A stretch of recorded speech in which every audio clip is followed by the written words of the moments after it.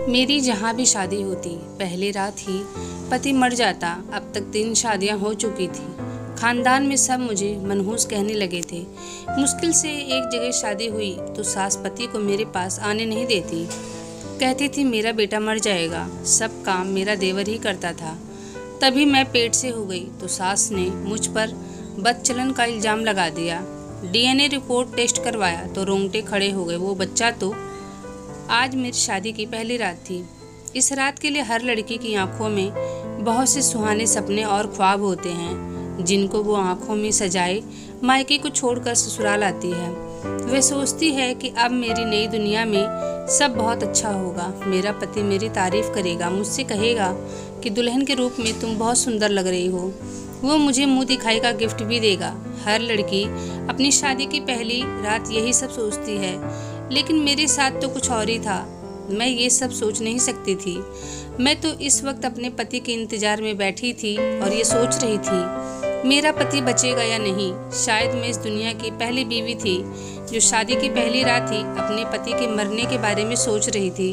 मगर जो कुछ मेरे साथ बीत चुका था उसको देखते हुए ये सोचना अजीब नहीं था। मुझे बहुत खौफ महसूस हो रहा था। मैं अंदर ही अंदर डर रही थी कि कहीं हर बार की तरह इस बार भी विधवा होकर अपने घर वापस चली जाऊंगी। मैं अपने पति की ज़िंदगी के लिए मिन्नतें कर रही थी। रात धीरे धीरे बीत रही थी और वो अभी तक कमरे में नहीं आया था। मेरी जान सूली पर लटकी हुई थी। मैं यही सोच सोच कर परेशान हो रही थी कि क्या होगा। बस यही सोचते सोचते न जाने कब नींद आ गई, पता नहीं चला। सुबह जब मेरी आंख खुली तो देखा 10 बज रहे थे। मैंने हैरान होकर खुद को देखा। मैं तो अभी रात वाले लहंगे में ही थी। कमरे का दरवाज़ा भी यूं बंद था। हैरत तो इस बात की थी कि किसी ने मुझे जगाया भी नहीं था। इसका मतलब तो यही था कि मेरा पति रात को कमरे में आया ही नहीं। लेकिन क्यों? वो जिंदा भी था या नहीं? कहीं उसे कुछ हो तो नहीं गया? ये सोचते हुए मेरी जान निकलने लगी और मैं भागती हुई कमरे से बाहर गई ताकि ये देख सकूं कि माजरा क्या है। इस घर में शायद देर तक सोने का रिवाज था, क्योंकि बाहर तो सुबह के 10 बज रहे थे, फिर भी इतना सन्नाटा छाया हुआ था। हर कोई अपने कमरे में था। मुझे समझ नहीं आया कि अपने पति के बारे में किससे पूछूं, किसके कमरे का दरवाज़ा खटखटाऊं। इतने में मेरी सास किचन से आती हुई नजर आई। उनके हाथ में चाय का कप था, शायद वो अपने लिए लाई थी। मुझे देखते हुए बोली कि तुम अभी रात वाले कपड़े में ही हो, तुमने कपड़ा क्यों नहीं बदला? मैंने झिझक कर बोला। अपने पति के बारे में भी पूछा कि रोहन कहाँ है। यह सुनकर उन्हें गुस्सा आ गया। कहने लगी, खबरदार, आज के बाद जो मेरे बेटे का नाम भी लिया, तुम्हें उसे पति कहने का कोई हक नहीं है। यूं समझो कि तुम उसकी बीवी नहीं हो। तुम जैसी मनहूस औरत को मैं अपना बेटा हरगिज नहीं सौंप सकती। मेरा बेटा तुम्हारे साथ नहीं रह सकता। तुम क्या चाहती हो? मैं इसे तुम्हारे हवाले कर दूं ताकि तुम इसे मौत के घाट उतार सको। यह सब सुनकर मेरा मन बहुत दुखी हुआ। मैं रोते हुए अपने कमरे में आ गई। अभी तक मैंने अपने पति को जी भर के देखा तक नहीं था, सिर्फ शादी के वक्त ही देखा था। तभी मुझे इनसे मोहब्बत हो गई थी और मैंने इनकी ज़िंदगी के लिए मिन्नतें भी मांगी थी। तो मैं कैसे इसके लिए बुरा कुछ सोच सकती हूँ? रोने के बाद थोड़ा दिल हल्का हुआ तो सोचने लगी, इसमें बुरा मानने वाली क्या बात है? मेरी सास भी अपनी जगह बिल्कुल सही थी। कोई भी औरत होती तो यही करती। मैं रोते हुए अपने गहने उतार रही थी, तभी मेरे कमरे में कोई आया। मैंने चौंक कर देखा तो मेरी उम्र का एक नौजवान लड़का था, लेकिन वो मेरा पति नहीं था। नमस्ते करते हुए कहने लगा, भाभी, मैं आपका देवर हूँ, रोहन का छोटा भाई हूँ। अभी मैंने अपनी मम्मी को आपसे बात करते हुए सुना। मैं उनकी तरफ से माफ़ी मांगने आया हूँ। मम्मी को यूँ आपसे बात नहीं करनी चाहिए थी। वो रात को मेरे कमरे में सोने के लिए आए थे, अभी भी वहीं सोए हैं। असल में वो मम्मी की बहुत सुनते हैं। अपने देवर की बातों को सुनकर थोड़ा सुकून मिला। चलो, कोई तो है इस घर में जो मेरा हमदर्द है। अभी हम बातें ही कर रहे थे कि अचानक बाहर से चीखने की आवाज़ें आने लगी। कोई मेरे पति का नाम लेकर चीख रहा था कि रोहन को कुछ तो हो गया है। मेरे हाथ पांव सुन्न हो गए। मैं दंग रह गई कि क्या फिर से मेरी किस्मत मेरे साथ कोई खेल खेलने लगी थी। मेरा देवर मुझे वही छोड़कर बाहर भागा। अब मैं यही सोच रही थी कि क्या चौथी बार फिर से मैं विधवा होने जा रही हूँ। खौफ के मारे मेरा दिल बुरी तरह धड़कने लगा। मुझे पसीने छूटने लगे थे। मेरी हिम्मत नहीं हुई कि मैं बाहर जाकर देख सकूं। मैं अपने कमरे में ही पति के लिए प्रार्थना करने लगी। मेरा नाम सीमा है। मैं एक अच्छे खानदान से ताल्लुकात रखती हूँ। मैं 4 भाइयों की इकलौती और लाडली बहन थी। मेरे पापा शहर के जाने माने बिजनेसमैन थे। मेरा बचपन बहुत ही अच्छा बीता। मेरी हर ख्वाहिश पूरी होती थी। मेरे पापा मुझे अपनी किस्मत की चाबी मानते थे, क्योंकि पैदा होने के पहले उनके हालात ठीक नहीं थे और जब मैं पैदा हुई तो उसके बाद पापा की ढेर सारी तरक्की होने लगी। सब कुछ पहले से बहुत अच्छा हो गया था, लेकिन शायद किस्मत को मेरा इम्तहान लेना था, इसीलिए मेरा यूं सुकून से रहना उसे पसंद नहीं आया। मेरे भाइयों की शादी के बाद पापा ने मेरे लिए भी रिश्ता देखना शुरू कर दिया था।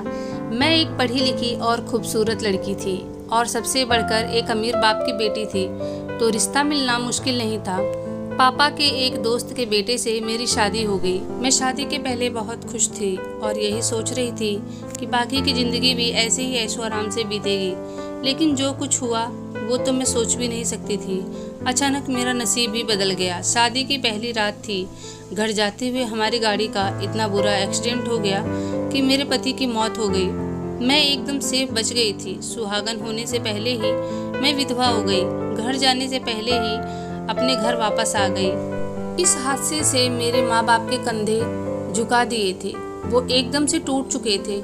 जिसकी बेटी का घर बसने से पहले ही उजड़ जाए, उसके माँ बाप की क्या हालत होगी। मेरे सपने टूट के बिखर गए थे। मैंने बड़ी मुश्किल से खुद को संभाला था। ये गम भूलना आसान नहीं था। कुछ ही घंटों में मैं विधवा हो चुकी थी। कुछ दिन गुजरे, मेरे भैया और भाभी का रवैया बदलने लगा। बड़ी भाभी तो बात बात पर मुझसे लड़ने झगड़ने लगती। फिर वही हुआ जो वो चाहती थी, भैया के साथ अलग हो गई। इनका देखकर छोटी भाभी के पर निकल गए थे। वो भी यही चाहती थी, अलग घर की मालकिन बनना चाहती थी। मेरे पापा ने दोनों भाइयों को अलग अलग कर दिया था। मैं अपने माँ पापा के साथ रहने लगी थी। मेरे भाई आते और मेरा हाल चाल पूछते। मेरे भाई नहीं चाहते थे कि मैं विधवा रहूं और मेरी शादी का फैसला लिया। इस बार भी पापा ने अपने जैसे लोगों के साथ ही रिश्ता तय किया। इन्हें मेरे शादी के बारे में सब कुछ पता था, लेकिन कोई ऐतराज नहीं था। एक बार फिर मैं दुल्हन बनी और फिर से ख्वाब सजाए मायके से ससुराल गई।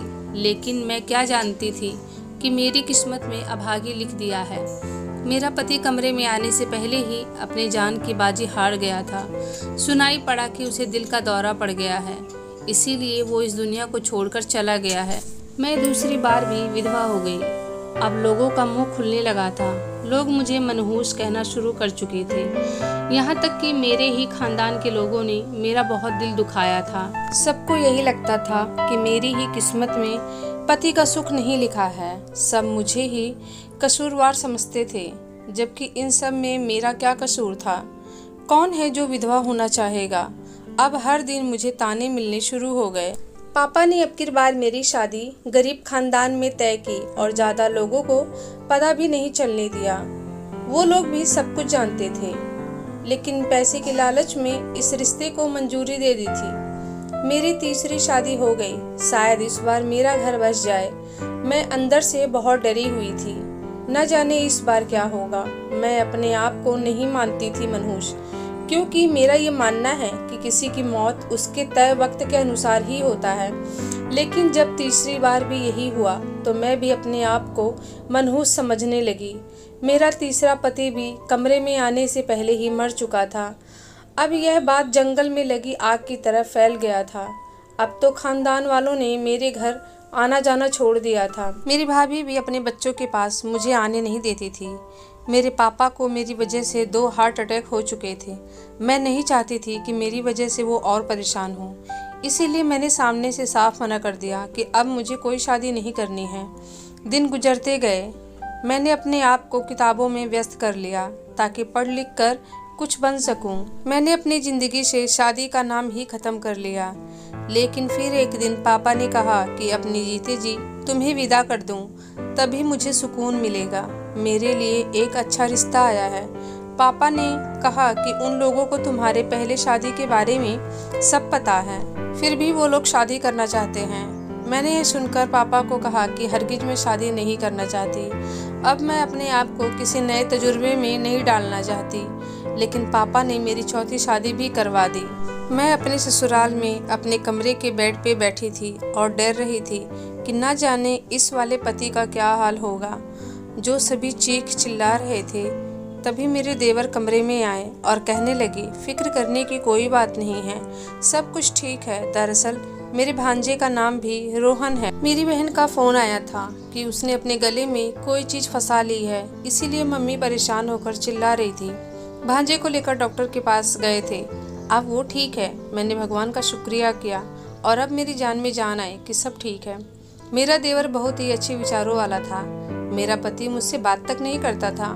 जब भी मैं उसे बुलाने की कोशिश करती तो वो जैसे ही मेरी तरफ मुड़ने की कोशिश करता, मेरी सास उसे आंखें दिखा देती थी और वो फिर चला जाता। सास तो देवर को भी मना करती थी कि बात ना करे। मैं समझ नहीं पा रही थी कि जब यही सब करना था तो सामने से रिश्ता क्यों भेजा था। शायद ये लोग उस दौलत के पीछे थे जो मेरे नाम थी, लेकिन इन्हें लालच करने की क्या ज़रूरत थी। ये लोग अच्छे खाते पीते घर से थे, फिर क्या वजह थी मुझसे शादी करने की। एक दिन मैं घर गई और मैंने पापा से पूछा कि ये रिश्ता आपको कहाँ से मिला।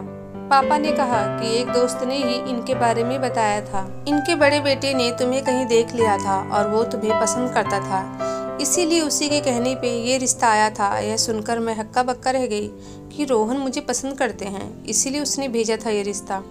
ये कैसा चक्कर था। शादी के बाद मेरे पति रोहन ने मुझसे बात तक नहीं की। फिर मैंने अपने पति के ऊपर नज़र रखना शुरू किया, क्योंकि अब मुझे उसके ऊपर शक था। मैंने एक दिन रोहन से कहा कि जायदाद के कागज हैं, मैं इन्हें तुम्हारे नाम कर देती हूँ, लेकिन उसने कहा तुम इसे अपने पास रखो तो बेहतर होगा। इससे तो साफ जाहिर हो गया था कि इसने लालच में ये शादी नहीं की। फिर क्या वजह हो सकती थी। इन्हीं दिनों मेरी सास का रवैया कठोर हो गया था। वो घर के सारे काम मुझसे करवाती थी और बदले में खाना भी जल्दी नहीं देती थी। मेरा देवर और पति काम पर होते थे, उन्हें तो कुछ मालूम भी नहीं होता था कि मेरे साथ घर में क्या हो रहा है। अगर मेरे देवर को ये सब पता चलता तो मेरे लिए अपनी माँ से वो झगड़ा भी कर लेते। एक दिन छुट्टी का दिन था, मैं सबके लिए चाय बना रही थी, तभी चक्कर खाकर मैं बेहोश हो गई थी और जब होश आया तो मैं अस्पताल में थी। सब आगे पीछे थे और एक अलग ही तमाशा चल रहा था।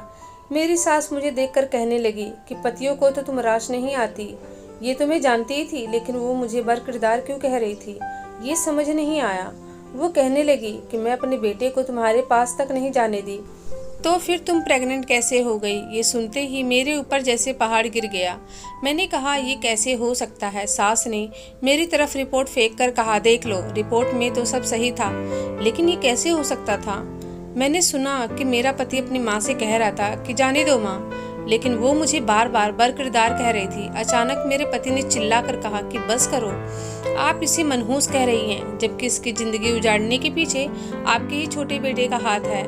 मैंने इसकी डायरी पढ़ ली थी, उसमें सब कुछ लिखा था कि जब सीमा कॉलेज में थी तब ये भी उसी कॉलेज में था और ये सीमा के पीछे पागल, ये जुनूनी हो चुका था सीमा को पाने के लिए। इसीलिए इसने इसके तीनों पतियों को इसके कमरे में जाने से पहले ही मार दिया था ताकि ये इसे पा सके। इसकी कभी हिम्मत नहीं हुई कि अपने प्यार का इजहार करता, बस इसकी जिंदगी उजाड़ दिया। मैंने अपने देवर की तरफ देखा और मैं हैरान थी। मेरे पति ने कहा कि प्रेगनेंसी गलत रिपोर्ट भी इसी ने बनवाई होगी ताकि मैं अपनी बीवी को बरकिरदार कह के उसे तलाक दे दूं। मैं तो इसे पुलिस के हवाले भी नहीं कर पाया। जब मैंने इसकी डायरी पढ़ी थी तभी ये सोच लिया था कि मैं सीमा को अपने घर लाऊंगा, अपने भाई की गलती मैं सुधारूंगा। अब तक इसने मुझे भी मार दिया होता अगर मैं इसका भाई ना होता। ये सुनते ही मेरा देवर चिल्लाकर बोला कि हाँ, सब मैंने किया है, अब आपको सब पता है ना, तो आप इन्हें तलाक दे दो, मैं इससे शादी करूंगा। मैंने तब आपको जिंदा छोड़ दिया था, लेकिन इस बार नहीं बख्शूंगा। मेरे पति ने मुझसे माफ़ी मांगी कि मुझे माफ़ कर दो सीमा। मैंने अपने पति को माफ़ कर दिया क्योंकि उसमें इनकी कोई गलती नहीं थी। मेरे पति ने देवर को मेंटल अस्पताल में भेज दिया। मुझे यकीन ही नहीं हो रहा था कि मेरे साथ इतना कुछ हो गया। खुशी की बात यह थी कि अब मेरी ज़िंदगी पटरी पर आ गई थी और हम हैप्पी फैमिली की तरह जीवन बिताने लगे। अब मुझे कोई मनहूस नहीं बोलेगा। मैं भी एक अच्छी ज़िंदगी पाने की हकदार थी, जो अब मुझे मिल गया था। दोस्तों, आज की कहानी आप लोग को अच्छी लगी है तो वीडियो को लाइक कीजिए, शेयर कीजिए।